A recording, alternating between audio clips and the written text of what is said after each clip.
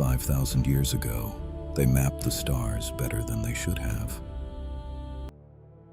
Long before modern astronomy, they built a city that mirrored the heavens. But the deeper archaeologists looked, the more impossible the design became. What if I told you that one of the most advanced astronomical sites ever built by human hands, older than Stonehenge, older than the pyramids, older than almost anything we were taught to call civilization, is sitting right now in the middle of the Sahara Desert, mostly unprotected, mostly forgotten, almost never mentioned in a classroom? That place is real.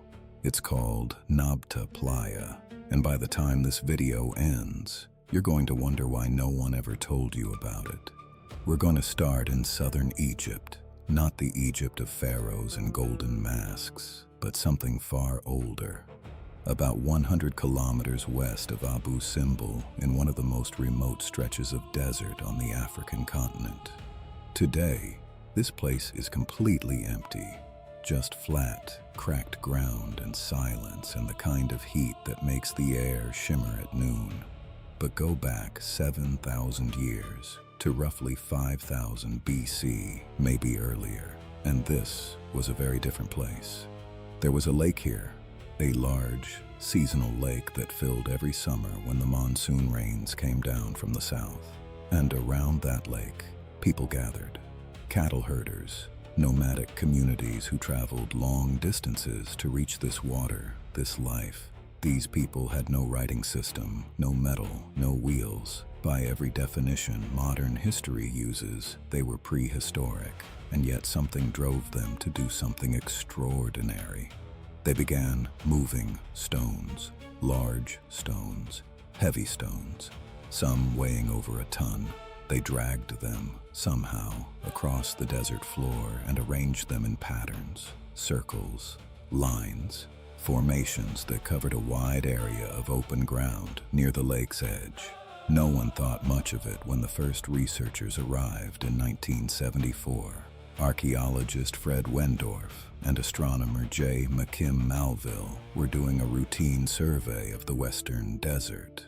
They were cataloging campsites, pottery fragments, animal bones, the ordinary debris of prehistoric life. Then they started measuring the stones. Malville ran the alignments.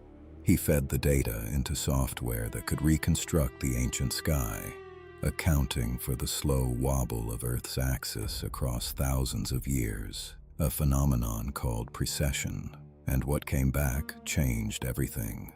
The stones were not randomly placed.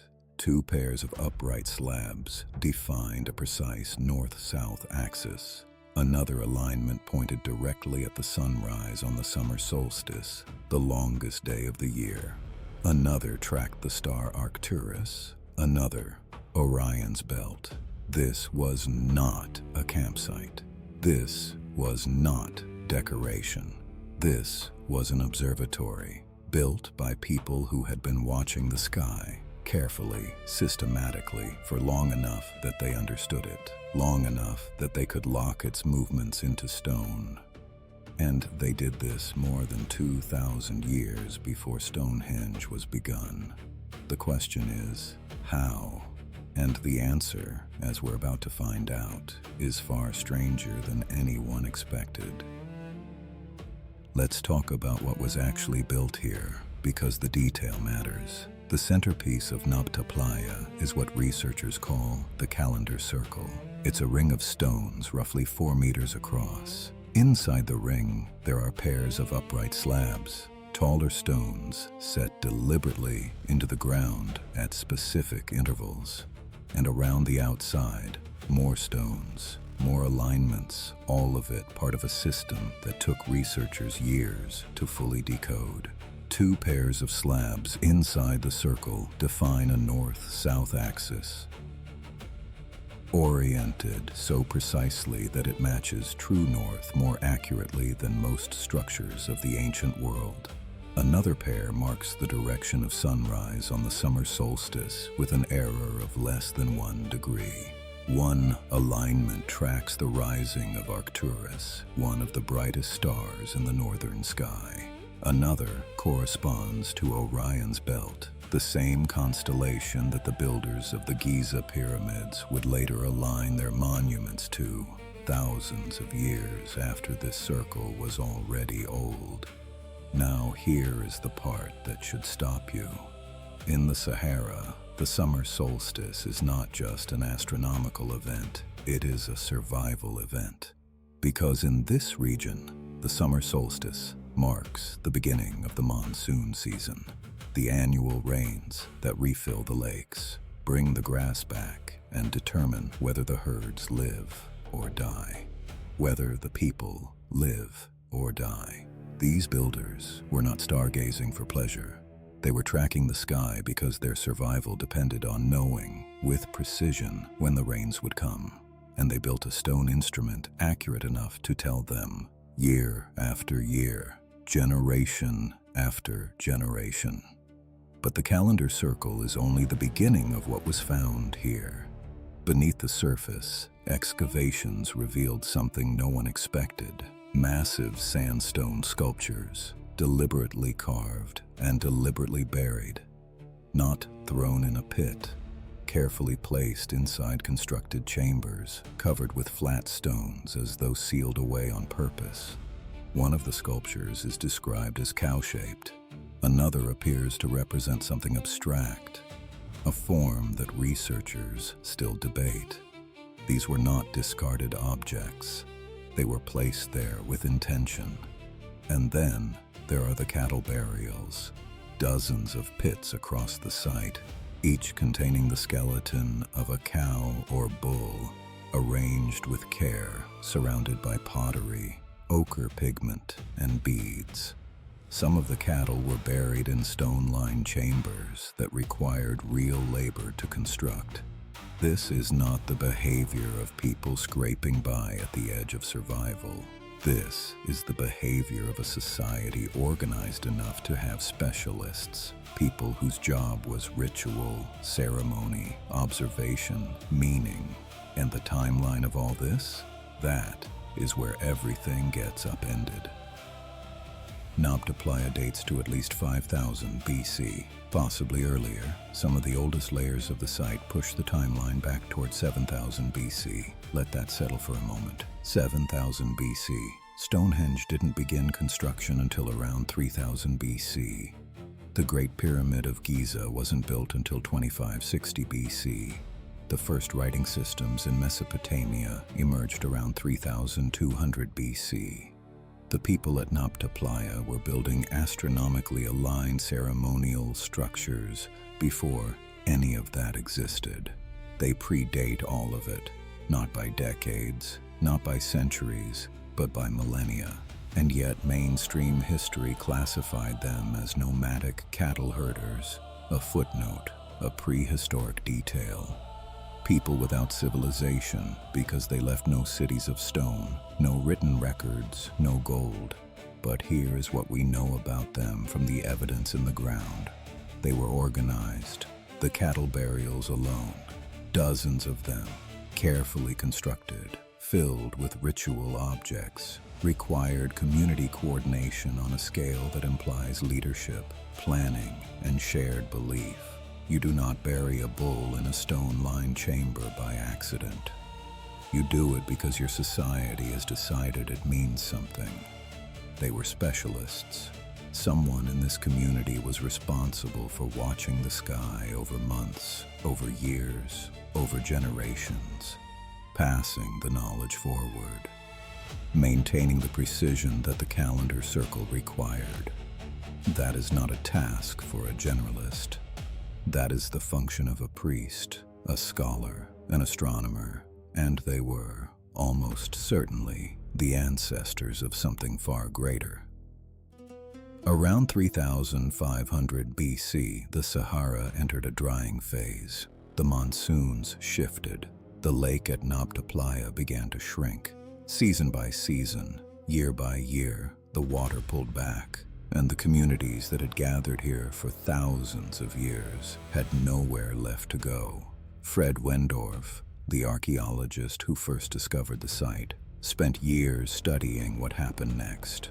His conclusion was stark and remarkable.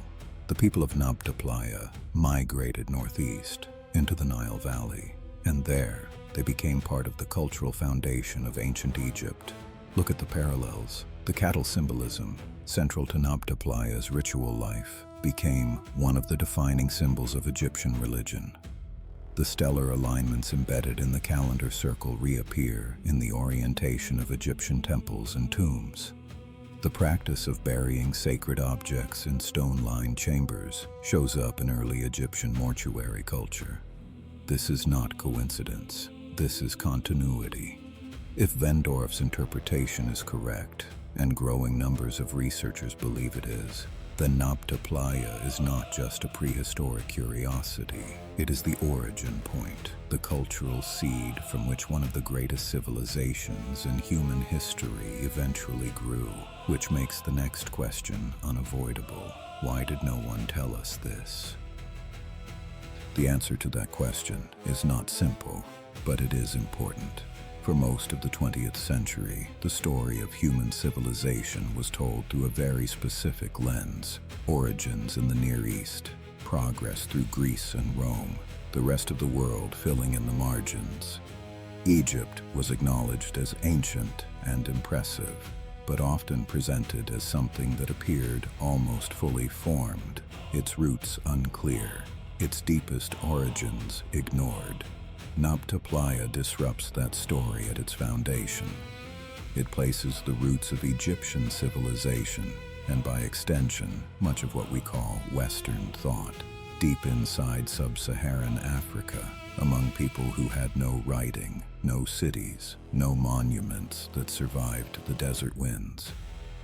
People who left almost nothing except the stones. That is inconvenient for certain narratives, and history has a long, well-documented tendency to quietly set aside inconvenient discoveries. The calendar circle itself was eventually moved from its original location, reportedly for preservation. During the transport, it was damaged. Researchers who had spent years studying the site described the loss as irreversible. The original context, the relationship between the stones and the ground and the sky above them, cannot be reconstructed once it is broken. Today, the site is largely unprotected. There is no major museum dedicated to Nabta Playa. There is no well-funded excavation program. Most of the ground has never been fully dug. Political instability in the region, scarce international funding, and the sheer remoteness of the location have combined to leave one of the most significant archaeological discoveries of the 20th century sitting open in the desert, and most people have never heard of it. But here is what I want you to take from this. The people who built Nabta Playa lived 7,000 years ago. They had no technology we would recognize, no institutions, no recorded language, and yet they looked up at the same sky you see tonight, and they understood it well enough to lock its movements into stone. They built something that outlasted their entire civilization, their language, their names, and their gods. They did not do. Here is what haunts me most about Nabta Playa: the knowledge that built this place, the astronomy, the engineering, the ritual understanding, did not appear overnight. It was accumulated, tested, refined, passed from one generation to the next, probably for centuries, before the first stone was ever moved into position. That means there was a tradition here, a school in some sense of the word, people whose entire purpose was to study the sky and teach what they learned to the next generation. And at some point, when the lake dried, when the community scattered, when the Sahara took everything back, that chain was broken. The knowledge did not survive in a written form. There were no books to carry northeast into the Nile Valley. Whatever these people knew about the stars, about the mathematics of alignment, about the meaning embedded in the stones, it had to be carried in memory, passed by voice. and voices, unlike stone, do not last 7,000 years. What we are left with is the monument without the manual, the answer without the explanation. Stones arranged with a precision we can measure but cannot fully account for, left by people whose names we will never know, in a desert that swallowed everything else they ever built. And yet, here is the part that matters. The stones are still there. Damaged, yes. Moved, partly. Studied by too few people with too little funding. But still there, which means the record is not completely gone. It is incomplete, and incomplete records have a way of revealing more. The longer we are willing to look, there is still more buried at Nabta Playa than has ever been excavated. What we found may be only the beginning. So let's end where we began, in the desert, around a lake that no longer exists, under a sky that still does. The people of Nabta Playa are gone. Their language is gone. Their names are gone. The lake they built their world around is gone. Even the stones they arranged with such extraordinary care have been partially moved, partially damaged, partially lost. But the alignment is still real. The mathematics still works. If you stand at the site on the summer solstice today, the sun still rises in the direction the stones point. 7,000 years later, the sky keeps the appointment they made with it. That is what I want you to carry away from this. These were not primitive people waiting for civilization to arrive and rescue them. They were civilization, a version of it that did not build in ways that lasted, that did not write in ways that survived, but that understood the universe around them with a depth and precision that should command our respect. History is not a straight line from primitive to advanced. It is a collection of peaks and losses, knowledge gained, then scattered, then sometimes rediscovered thousands of years later by people who thought they were the first to understand it. Nabta Playa is one of those peaks, a moment when human beings reached further than anyone gave them credit for. And then, through drought, through migration, through the slow erasure of time, most of what they knew disappeared. We owe them, at minimum, the acknowledgement that they existed, that they mattered, that the sky they mapped is the same sky we live under. I'm your channel name. Subscribe if you want more stories like this one, because there are more. There are always more. And most of them, history forgot to tell you. The city still stands today, silently pointing toward a forgotten knowledge.